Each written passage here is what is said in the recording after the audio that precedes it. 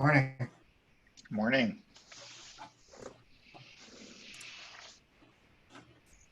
Hey guys.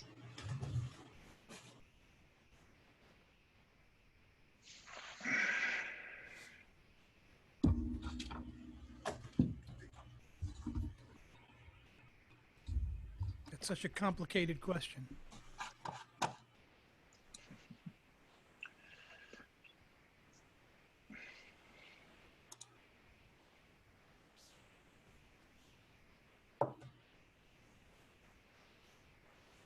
Still eating my breakfast. I've been on calls for 2 hours already.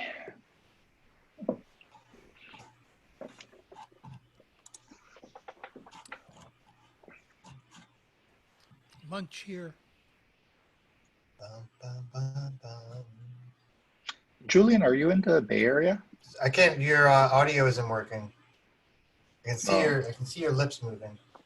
Okay, I'm seeing my microphone reacting. Yep, I think it's Julian's end. We can hear you. Yep. Yeah. Oh, maybe it's my audio. Yes. Yes. Say something. Hello, All Julian. of us. Yay. Yay, good morning, Yay. Julian. That's not gonna work if I can't hear people. Well, it could be a very interesting way to do it.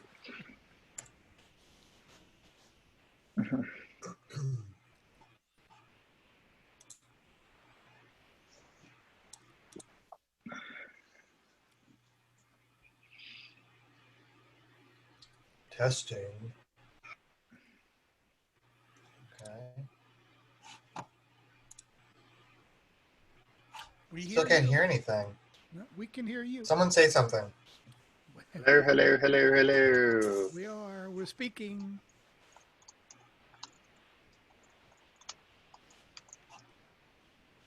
The rain in Spain falls mainly in the plain. Let me get my kids in here. They kind of scream all the time. Will be a good test signal. Oh, he's logging off and logging back in. No, just moved around. Yeah.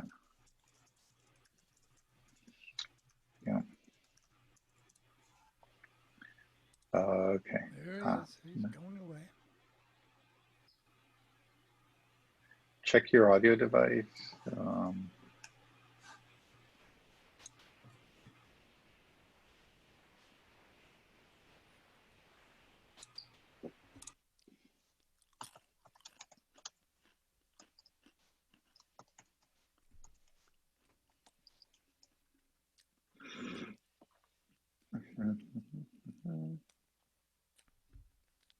The crowd's filtering in.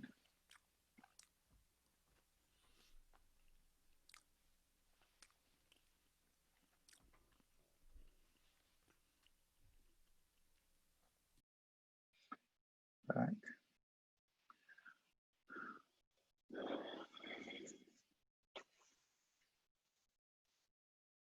And connecting to audio.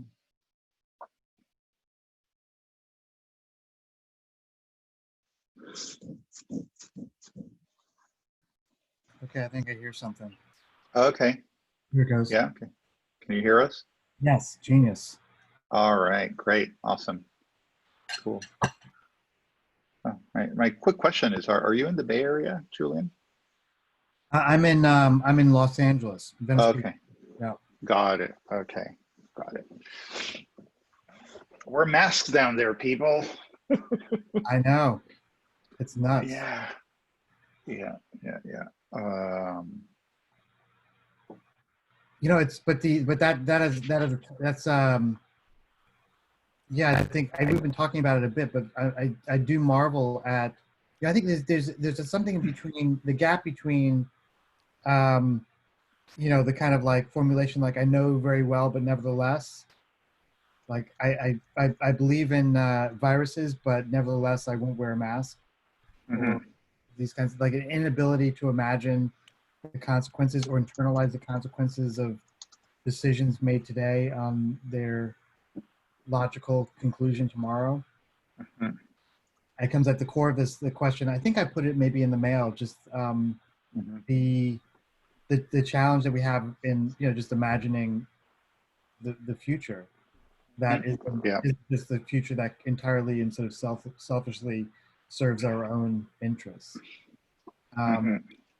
And related to that is, the kind of work that folks like us like to do, which is like imagining the future, imagining change. Um, it's hard. It requires a certain muscle to Mhm. to be exercised. I think, always. And I think at some point it's because it can be like kind of grunt work to do, just imagining Mhm. all the complexities of the future. Like there's one way when you can think about the future at a really kind of top level, and that top level is like, I want the world to be more habitable. I want there to Mhm. be less like, police brutality. But then imagine then doing the hard work of how do you actually get there. um, Mhm. that's when I think that's when people sort of like slump in their chairs and or hope Mhm. that someone else will do it or expecting someone else to do it. And Mhm. I could be dramatically wrong, and I'm prepared to be wrong. But in my own kind of work through these topics, uh, quite like lately, like over the last like few weeks, um, I haven't been able to find or recall like a future imaginary that seemed like attainable, like a near future, where, for example, um, uh, just in a very local context, like police departments were defunded. So I've heard that, but I haven't had any kind of image of someone saying like, and this is what that world would look like, aside from like a fantasy image, like Mhm. because you hear debates about it and people say, defund the police, and I get the impulse to say that, but it feels like an action happening before someone giving me like a really tangible image of what that world looks like. And I'm not saying like I'm for or against them. My natural instinct is to be like, sounds like a good idea, but I think there's a lot of complexity in the argument because the things that I've heard, and I haven't heard, I'm not focused on this question or this topic 110% of the time, but I've heard people say like defund the police. Like, well, okay, so I don't get it. Like, so who are you going to call when someone breaks into your house? Which is a good question, and usually the discussion ends there because it's kind of a straw man to be thrown out there so that people then sort of say like, oh yeah, I mean, I guess we should keep funding the police. But I think it's a really good question, and not a question in a kind of pejorative sense, like there's the reason why we shouldn't do it because there's no one to call. It's like, okay, so who would you call if there was like a violation or something, somehow your security was compromised in some fashion that it could very well come about. Like I don't believe that there's going to be like a that the world's going to turn into Sesame Street. Mhm. And also I feel like that the hard work of trying to imagine all those little kind of mundane details that I think are hard for people to imagine, or that their first instinct is to imagine that it would just be a world of like chaos and mayhem. um, it runs up against that wall.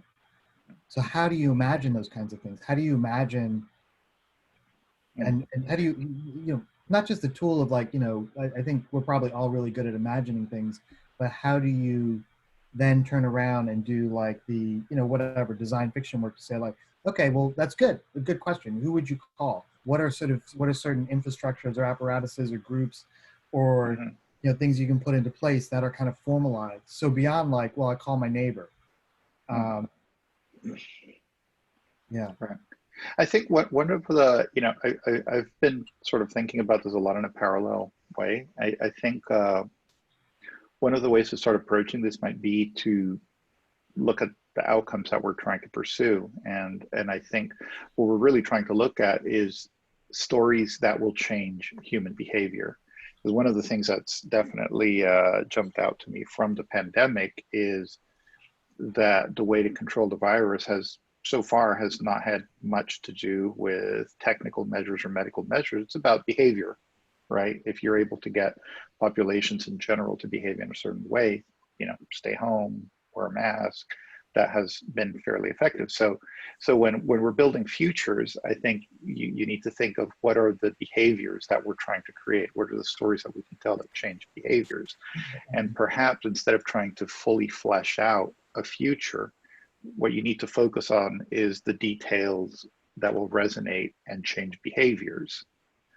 Does that make sense, right? Because you can say, what's a world without police? You know, do you try to paint a super detailed picture of that entire world, or which is a lot of work, or do you try to come up with the things that are relevant to changing behaviors? What are the things that will resonate in order to make people start to make decisions and change behaviors now? Does that make sense? I think that makes sense, but I think that in both of those cases too, there's a really simple kernel. There's an inherently. Your audio is bad. Audio is not working there. Right? Yeah.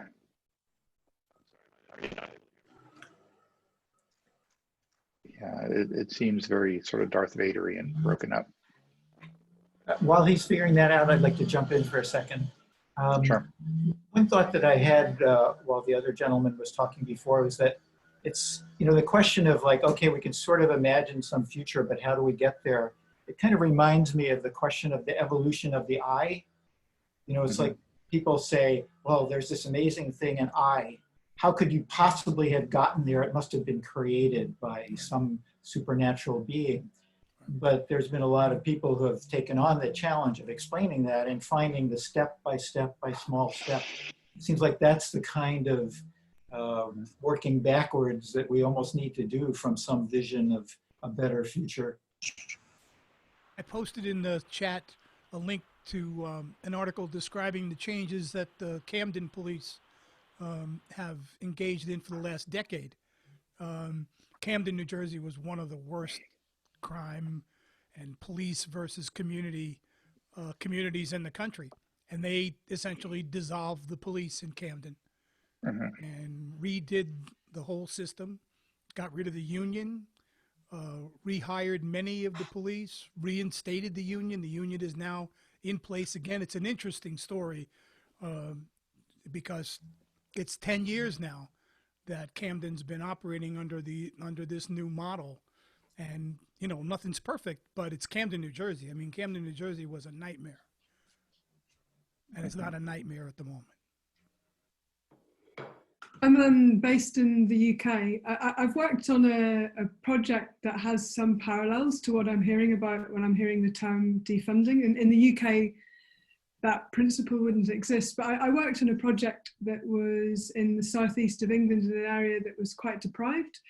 And the police is centrally funded in the UK.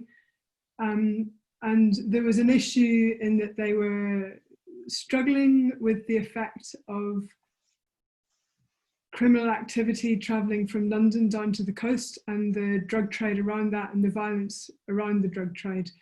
And they didn't have access or ability to increase budget, so had to think laterally in terms of how you could take control of the social impact it was having on communities. And one of the ways of doing that was to reconsider what the role of the police was and how you consider what is an emergency and what is not an emergency. And the impact of that was looking at ways in which you could look at social impact in a non-criminal way, but actually looking at how you can nip in the bud cycles of activity.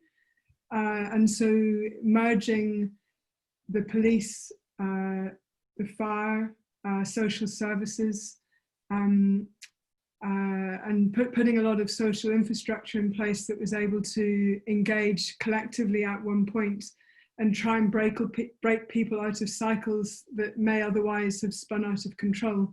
And that I'm not familiar with Camden. I've heard of it, but not been familiar with the detail of it. But this has also been running for about 10 years and with great success. The police do still exist. And so rather than trying to escalate their role, it was more that they looked at ways that they could engage collaboratively with other services. and it's I believe it's had a lot of international interest in terms of how that could be replicated. So it's yeah, I think there's interesting parallels there. So looking in terms of not only what the police do, but if you're saying that the impact you want to have is a society that is at peace and a society that's cohesive, what function does the police play in that, and what other capacities are there that they would need to collaborate with? That was the way that we approached it. But that's quite Europe specific, possibly.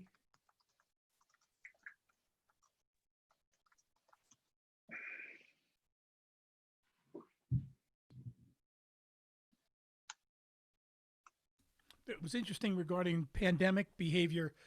Jon Stewart was on with Stephen Colbert the other night, and he was talking about research he was doing into the 1918 epidemic, and said he was looking at what did they do? How did people behave? And he said, I was anticipating, oh, well, they were worried about the humors, and, you know, they were saying chants. And no, the recommendation was stay at home, social distancing, and wear a mask. Those were the recommendations for the predominant recommendations from the 1918 pandemic. And it was like, that's what you do. I think, are you able to hear me now, Julie? Really? Not good. No. Sorry. Then I'll just listen. It sounds like Darth Vader with a bad cold. Dang. You were going to say something really clever, though. All right.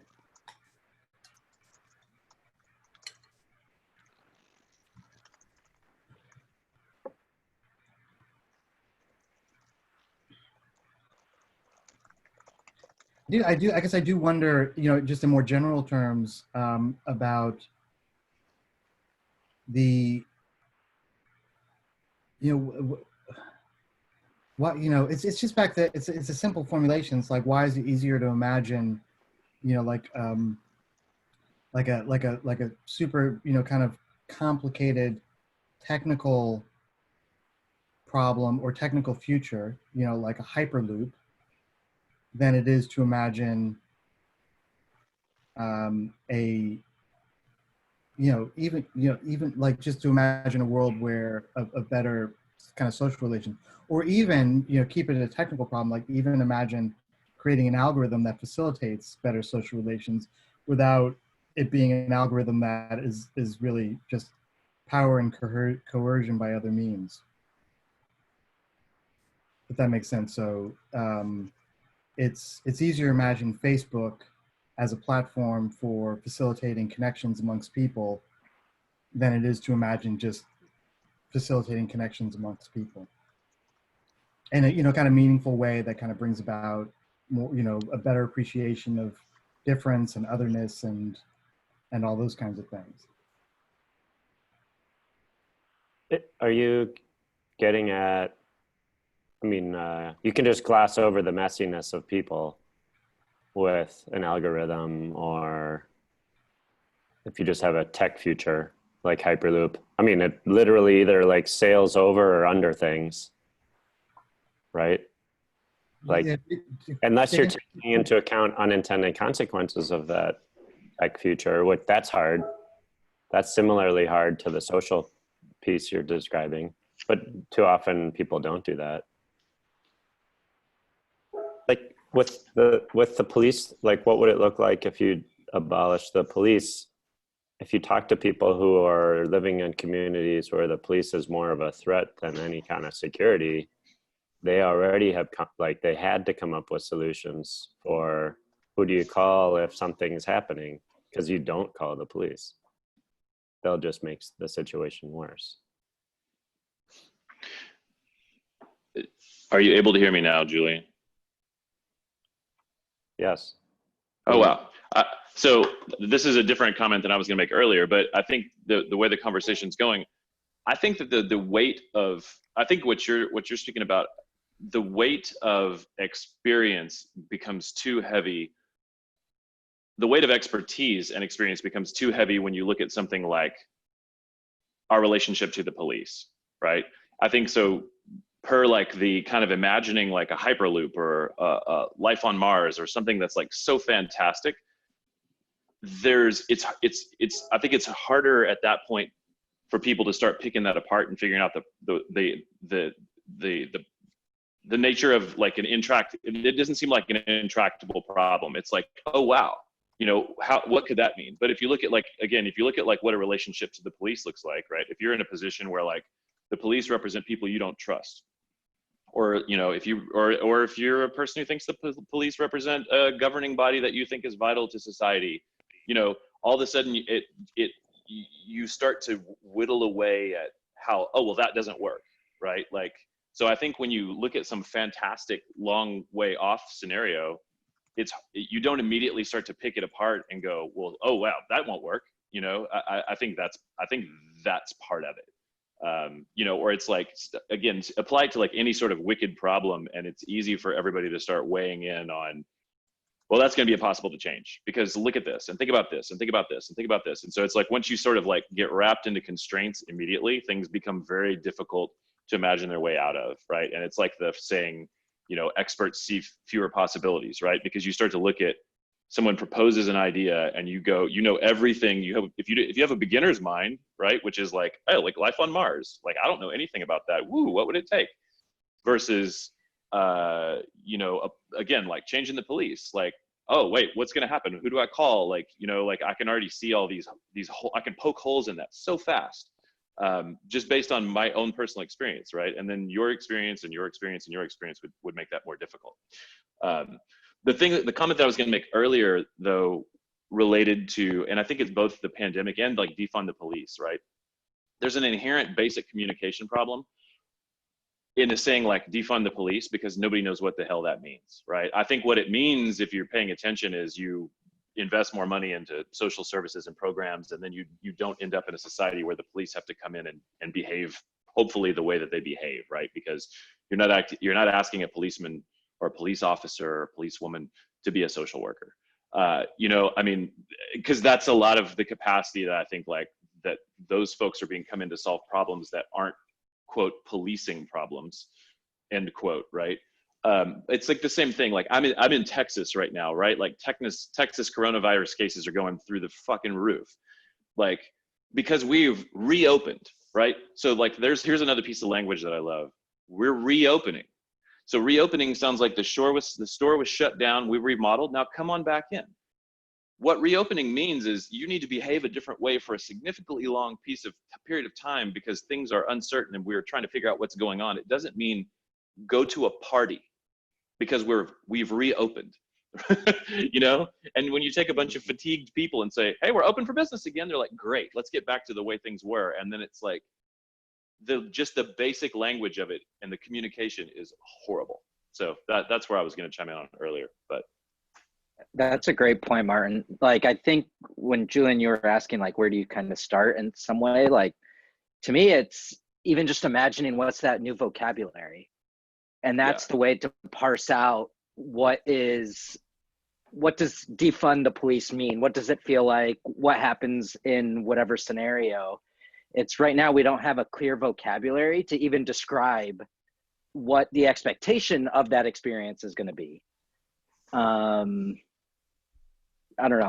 Like I have gripes. Like I think the idea is nice, but defund is such a terrible term. You know, everyone, you know, it's bad when like all the new media is like explaining what it means, right?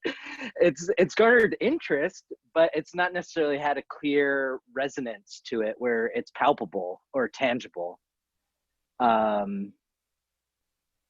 then in futures work, you do that all the time, right? When you create, you know, a scenario, you painstakingly name it that scenario. So that way it, you know, encapsulates really what that worldview emotion is going to be of, you know, whatever quadrant. I don't know, 2 cents there, but yeah, investigating vocab is kind of interesting. Yeah, I think that's that's sort of to the point. You know, both what you were saying, Martin. It's just that idea that you know, I want to be able to have you know, a way of representing whatever it is, whatever this future is, and of course that includes like the language that's used to describe it and those kinds of things. And I guess, you know, I'm a little bit frustrated because I don't have that. I mean, it's not it's no one's fault really, but it's well, maybe it's because things are just moving so quickly. Like all of a sudden there was like defund the police, and it had a resonance, but it wasn't, you know, I wanted like some kind of image in my head of what that world looked like. Take a look at what's been happening in Minneapolis over the last 5 years. What's happened in Minneapolis is that the citizens have essentially created their own social network to monitor the behavior of the community. And so things that used to be calls to the police are now calls to community organizers. There are some amazing community organization going on in Minneapolis. So without the kind of community preparation that rebudgeting the police would entail, without community action, it sounds like, how is it possible? But if you look at what's happening in communities like Minneapolis, they figured out ways to essentially keep the police at bay, because the police are not, like somebody said earlier, you don't call the police when you're black in Minneapolis. You don't call the police because the police George Floyd you when the police comes in Minneapolis. I mean, Minneapolis has this terrible history of violence against African American citizens. So they had to create community structures that enabled them to deal with, you know, community problems in ways other than resorting to the police. And that's what, I mean, it takes social infrastructure. I think to Martin's point, what he was pointing out earlier in terms of, you know, the language we use, but also how easy it is for us to imagine a hyperloop future versus you know, a future without having a police state or having police as such a big,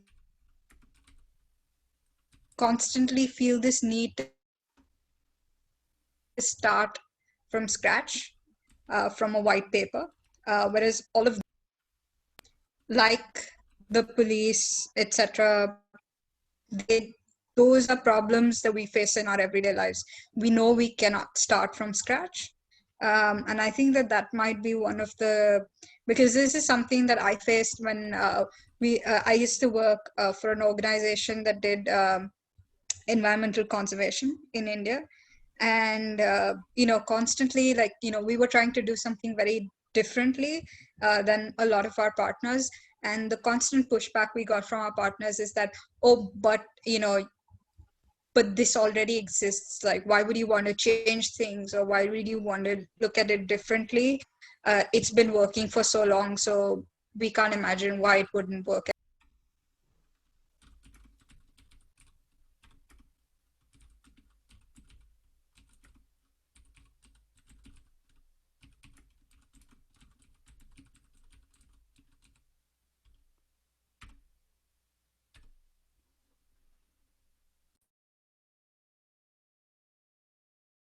Does anyone know, Tom, you mentioned, I'm not assuming that you necessarily know, like what are the other infrastructures in places like Minneapolis that are supplementing? I just posted a video in the chat of Miski Noor, who is a leading community organizer there. She does, it's an interview with Trevor Noah.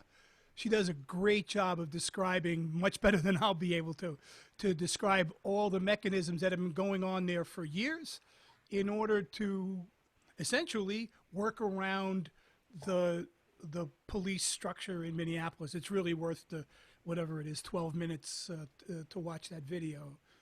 But the underlying theme is community organized structures to manage the things that need to be managed. When you think about what the police do, you know, most of what the police do, they do poorly. For example, traffic management, police are terrible. I was just reading an article about the number of hit and runs in New York City, and police are responsible for reducing the number of hit and runs in New York. The number of hit and runs goes up. So it's like so much of what they do, they aren't good at. But they're slowly, scope creep has taken over what the police do. Where was I listening last night? Someone was talking about a city in which the health budget of the city was $42,000 and the police budget was $500,000. Right. So, you know, I mean, the funding becomes the fuel for the scope creep. And the scope is creeping into things that police are not trained nor good at, nor do they want to do. When you talk to cops, my brother was a cop in the Bronx, and you talk to cops about the things that they do, they don't want to do the things that they're doing. But everybody calls the cops to do these things. It's been a slow, steady, you know, one feather at a time until, you know, we've broken the back of the camel kind of a thing.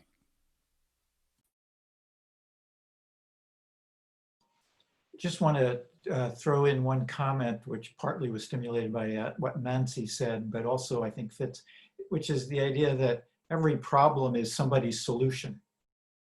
So what's happening now and the scope creep that you just mentioned, for instance, that works for somebody. You know, somebody says, well, how are we going to get this done? Okay, well, we've got these people, we'll tell them to do it, you know.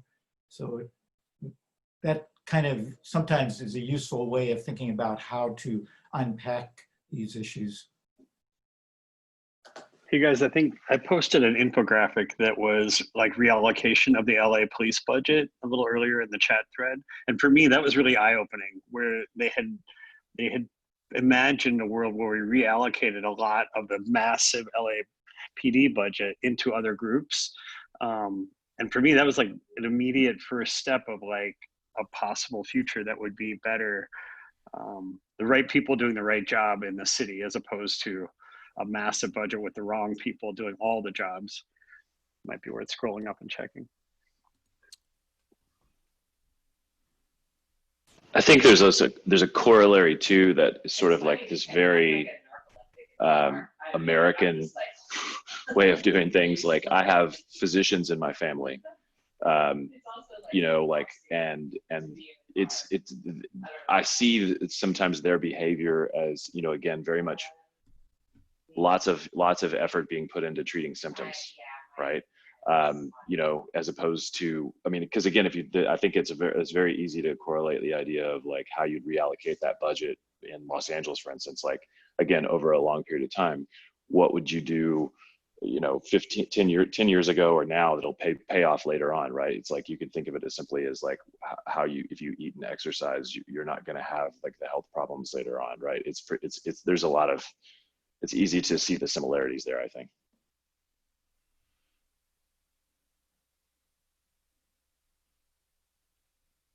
And that makes it really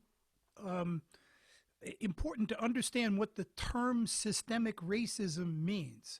You know, I mean, it's not simply a political slogan. It's an assessment of a system, the American system of the American social system, in which practically, not practically, from my point of view, every element of that system, healthcare, education, employment, transportation, housing, you name it, systemically, African American people have suffered deficits in each aspect of that system. And so at the very end, so when an undereducated, underemployed young African American man is stopped by a police officer for jaywalking in New York City, in excess of 90% of jaywalking fines are for African Americans or Latinos. in excess of 90% of jaywalking fines. So, what you have is selective enforcement, and eventually all of that takes a psychological toll on an individual and on a community. And so that systemic racism is, people go, well, what does that mean? Well, it means every element of this system has negative outcomes for African American people.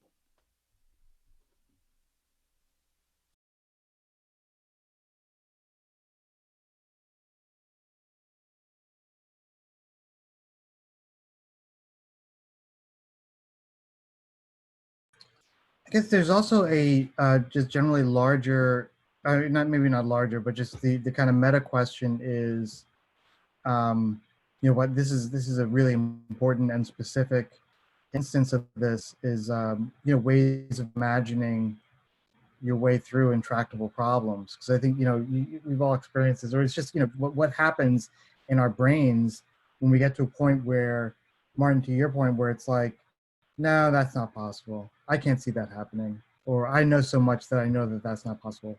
Life on Mars, and having that idea of the beginner's mindset. I like that. Life on Mars. Like, yeah, cool. Where's that? Just starting from that point of just asking questions and being curious about this proposition for this idea that you need to spend time learning about before you even get to the point of identifying or figuring out what the solution might be. So if defund the police, the first response was like, wait, so what are police? And you had that kind of curiosity to kind of dig into it, to understand and understand all aspects of it, as opposed to starting from where I think pretty much everyone starts, because everyone's had experiences of one sort or another, or understands what policing is, to essentially it's like imagining a world without without chairs or something. It's like, no, these things, this exists, there's no way around it. That's our kind of baseline assumption, that police exist. And you want to talk about defunding, now you're talking about whatever, depending on where you are on the spectrum, people's jobs or people's sense of a better sense of less chance of being harassed, whatever it might be, wherever you are on the spectrum. But I think I am also interested, aside from the specific topic, which is hot on everyone's mind, including mine, is just that general thing of, why do we have so much trouble imagining these things? What can we do better, I guess, as designers and researchers and that kind of thing, to bring about what Martin was describing as the kind of beginner's mind? Like, what kind of rituals and practices do we need to evolve and develop, both here and now, like for us in the work that we do day in day, as well as the people who we might be engaging in and educating, which could be anything from a client to a nephew. What are the changes that can be made? I like the comment that Scott made about find a place where that future exists, right? If you're proposing something radical, try to find examples of where it's already happening, and this applies to a whole bunch of like policy areas, like universal health care.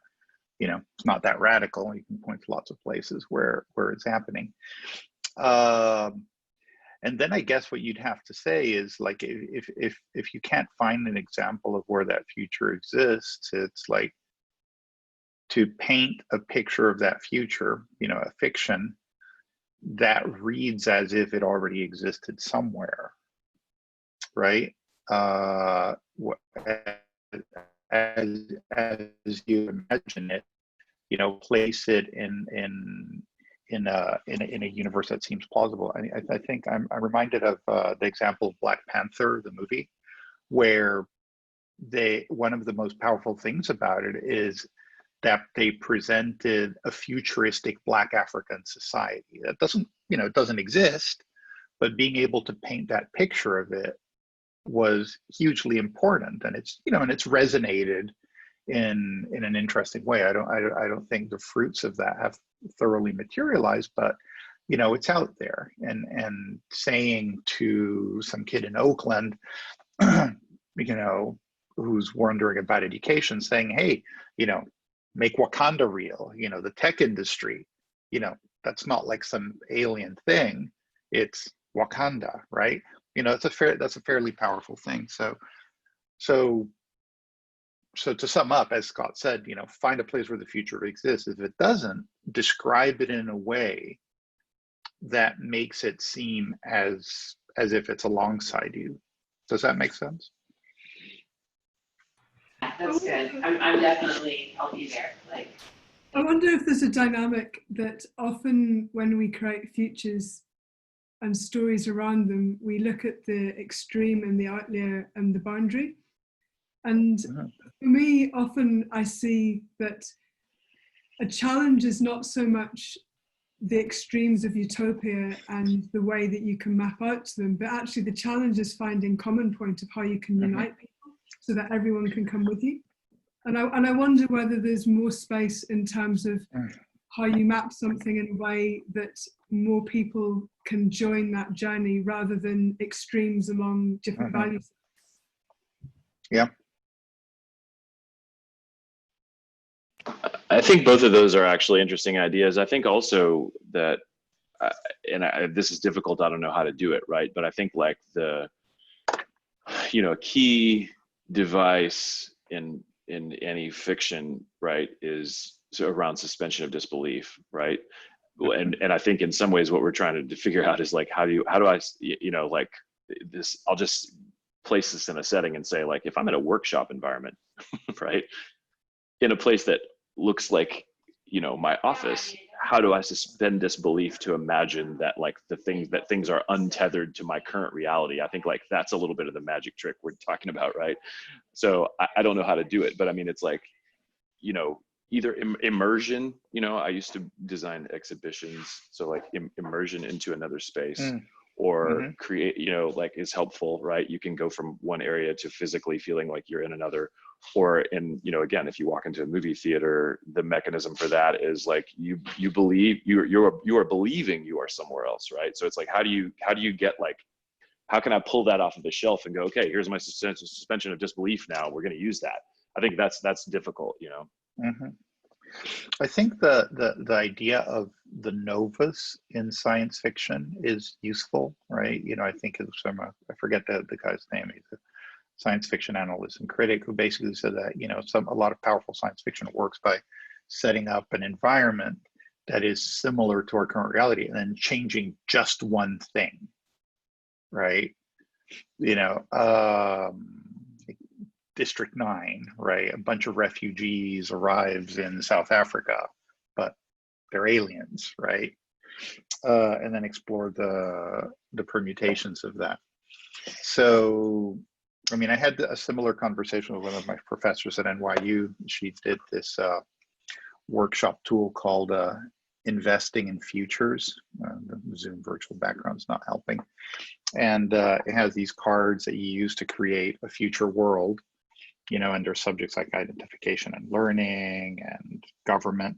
But all of the cards are fairly extreme modifications to the current status quo. And my suggestion to her was you should add something in every category that is actually status quo, right? You should actually, so that you can actually play the game in a way where you can create an environment that looks just like today's and only have, you know, one radical variation. So this comes back to Nikki's point about not going all out on all the axes, but create a certain amount of continuity where we are today.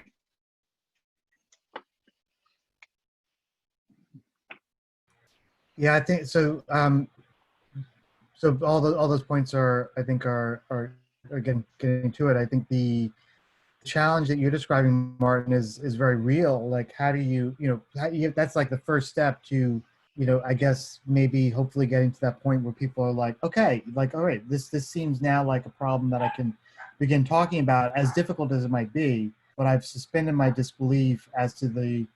I used to disbelieve the possibility of even having this conversation, and now I'm sort of with you. And so finding the means and mechanisms by which you can transport someone or transit to that state is a big part of the a big part of the task. And I personally think that one way that has been effective, I had this nice long conversation with a friend colleague who is trying to has been spending like a couple of years now building a kind of design fiction curriculum at Georgia Tech, and he was wondering the same kind of thing, because as he's building this kind of curriculum, he wanted to know, how do you get to that point where you focus on the kinds of details that he personally thinks are helpful.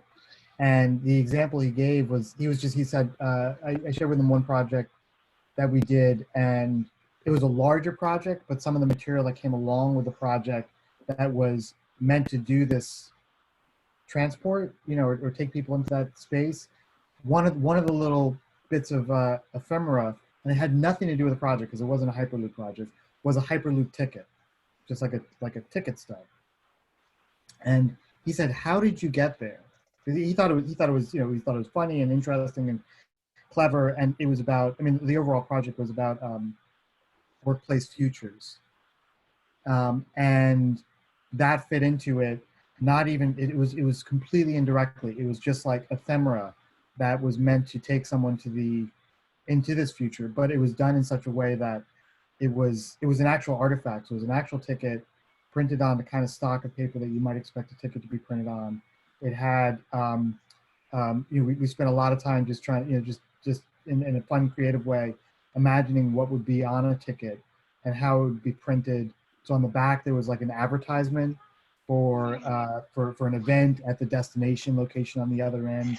There were things like you were in a second class cabin. So I was like, oh, yeah. So there's more, enough like a mundane ephemera in and around the context that it helped people immerse themselves, I think. It seemed to work that way in the overall project, but it wasn't, the project had nothing, like I said, it had nothing to do with Hyperloop per se. But it was almost like, here's a bunch of stuff. Like, let's start, like, these are things, the conceit was, we've come back and we've brought some things, but we didn't go much further. We didn't get into, it wasn't like a Dungeons and Dragons experience or anything like that. It was just like, here's some material. And people started like looking around at this stuff. And it was even before the formal workshop started. So it was sort of like scene setting. And it wasn't kind of, like virtual reality. No one put on headsets, or it didn't go that far. It was just enough material that it was obvious that it was real. And it was also just confusing enough to, if something happens, I think, I'm not a neurophysiologist or whatever, but I think something happens that is very different from like looking at a video, or even, a video could potentially work. It could be like, it could be a video, it's like describing or showing something, but done at cinema verite or something like that. But I think it takes a lot of energy and a lot of good creative work to create those, what my friend Nick Foster calls the future mundane, those little things that are, you don't expect to see in otherwise. You expect to see kind of like Sid Mead designed battle stars and stuff. It's like, ooh, we're in the future, or some opening credit that says "in a world in which" kind of thing. That's been my experience of these. So I could imagine, it would be a fun brief to do the same, but for a world in which policing is somehow different. It's become different. What would that material, those artifacts be? So starting at the everyday rather than starting at the kind of meta city council budget level. Mm-hmm.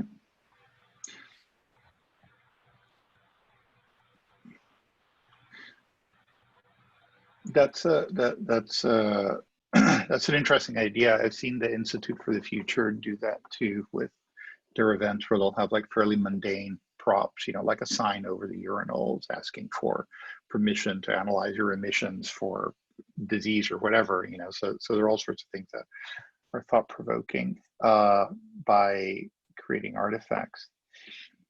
Another idea that I had that that it kind of goes in the opposite direction from having mundane artifacts and sort of establishing continuity, is I was wondering if something like the Overton window for futures could be interesting, and that perhaps putting out like a really radical future out there, you know, creating a super crazy scenario and then pulling back from it is also a way of establishing credibility for extrapolation. What do you mean by pulling back from? So I years ago I did a scenario planning project with Peter Schwartz, and you know, he did the classic, you know, find uncertainties 2x2 matrix, but then he'd step back and say, like, what's the wild card? What's the craziest scenario we can think of that doesn't fit into any of these boxes? And you'd create something really, you know, extreme. Ironically, he said that in his experience, the wild card scenario often turned out to be the one that most readily materialized. But the idea is that then you say, okay, well, so given that we've seen this crazy scenario, right? Are there scenarios that seemed implausible before that now seem possible just because we've reframed it in such an expansive way? So the technique is, you know, do something absolutely crazy where it's like, oh, we totally abolish the police and it's Mad Max, you know, and then, you know, we have people banding together to defend themselves. Okay, so let's say we don't go as extreme, but, you know, we disarm the police or reduce their budget by half. Suddenly those scenarios seem more plausible compared with the extreme. Does that make sense? It's like an Overton window for futures, right? You know, use positions that are so radical and so out there that previously far-fetched scenarios actually seem reasonable in contrast. Yeah, no, I get it. That's cool. And also, I think, was it you brought up the Overton window last week? Yeah, possibly. Possibly. I'd never heard that, and it was great. Like, we were all over the last week, and just our near future laboratory Slack, just kind of, yeah. So I appreciate you bringing that up. There've also been some jokes about Backman Turner Overton Drive. I feel like the Overton window's coming up a lot just because the scale and pace of change has changed how we even think about pace layers. So like what seems possible suddenly changed. I find, maybe you didn't mean to be dismissive of the 2x2 scenario thing, but I've been using that to create, like, get people over to futures they would kind of want to dismiss because they felt too dystopic or want to just emotionally not address it. And so by kind of what you're describing, well, what are the sort of facets or variables on that axis that we can, like, you almost put the wild card in there and say, okay, what's too extreme, what's palatable, and then by putting those in combination, creating those worlds enough that people can then sit in them and see through the eyes of people. I think the other kind of key thing that I've struggled with these artifact design fiction exercises, when I've done them, it's fine when it's with the choir like this group, but when it's with doubters, it doesn't work because they're just questioning the premise constantly.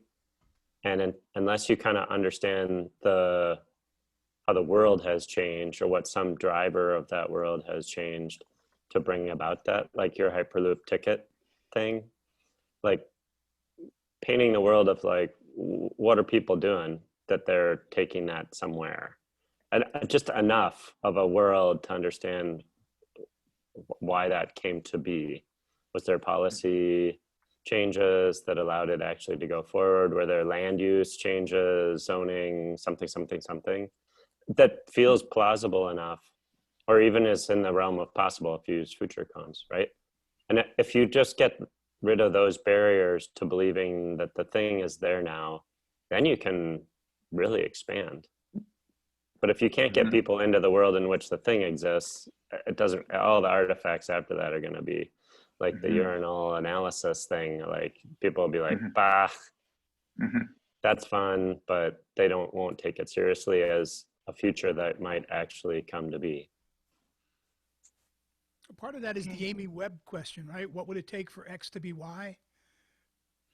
Right? You know, what would it take for a world in which a hyperloop ticket Yeah. like this existed?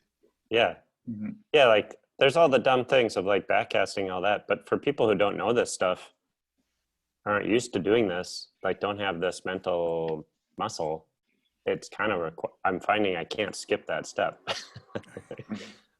You know, we are at a very pregnant moment to bring all these topics together. I'm an environmental activist, and in our current COVID situation, there are all kinds of possibilities of opening up understanding, maybe not with the most diehard, don't you fuck with me, I'll never wear a mask group, and climate isn't, global warming isn't real, but in a large swath of relatively moderate and not totally informed people, there are huge learnings available in this COVID situation that can help us move into a more climate awareness and more clarity about what we can do about it. Just a super simple thing that someone said is, we're talking about flattening the curve. Let's talk about flattening the curve, a curve of global warming by lowering emissions.